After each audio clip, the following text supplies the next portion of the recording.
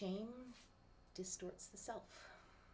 Uh, Over the last few years, I have developed a tic. For the most part, it's usually when I'm alone. I do live in fear of this popping out at public settings. um, Something that probably could have been added to silence is simple. I hate you. I hate you, I hate you, I hate you. Audibly. Out loud to myself. It got progressively worse for a while until I really started focusing on disrupting it and replacing it with a little tune that a friend actually hums. Occasionally switching to do. But has gotten worse again, especially as I isolated this year and wasn't focusing on disrupting the pattern. It's disruptive thoughts, interrupting thoughts that pop into my head that have almost nothing to do with what's actually going on. A song can trigger a memory of one thing and fling me into something I think is completely shameful enough to say I hate you to myself for as long as it takes for the feeling to pass. That's usually more than one I hate you.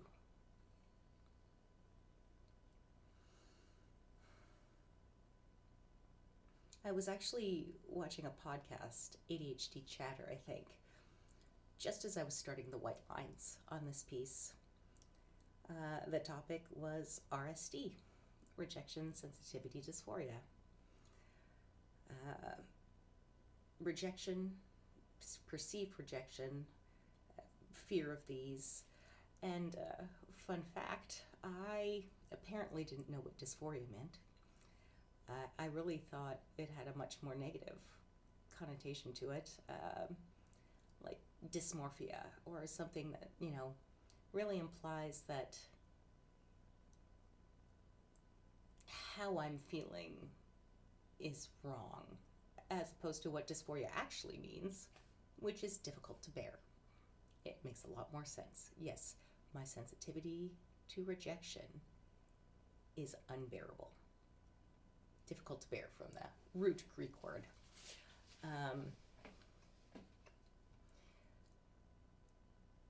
Funny, one word can change the meaning of so much.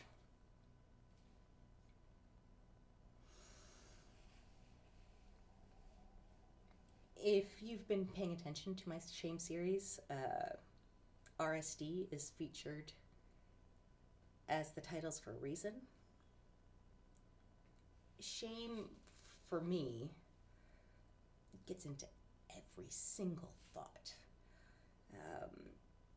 Magic ball reading of how an event could go, mind reading how others feel about you. A lot of magic going on in there, not the good kind. Even memories. I have a hard time. Even memories. I have a hard time separating the many, many happy memories I had growing up from how horrible I was at times. And I was horrible around these same time periods. Or I was horrible to different people specifically. I had some seriously problematic behaviors for more years than I'd like to admit. And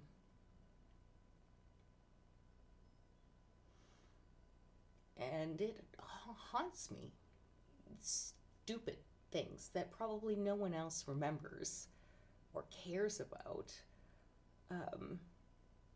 will just jump to the forefront of my mind just to make sure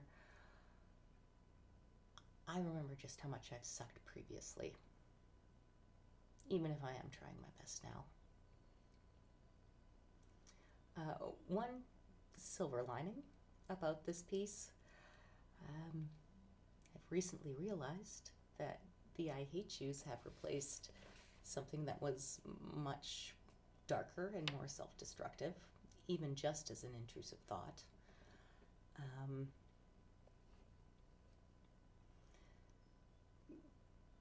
It was one that had just become instinctual over a really long period of time. Even if I hadn't had any thoughts to act on them for years and years and years and years, the thought would still pop in there. And I just have to bat it away and remind myself that's not how I think anymore. So, yeah, it's not great. It's pretty crappy, actually. But it actually finally clicked that this is progress. It's not light speed progress. It's really not the best thing I should have changed to, but it is better. This mess is better than what had been in my brain previously.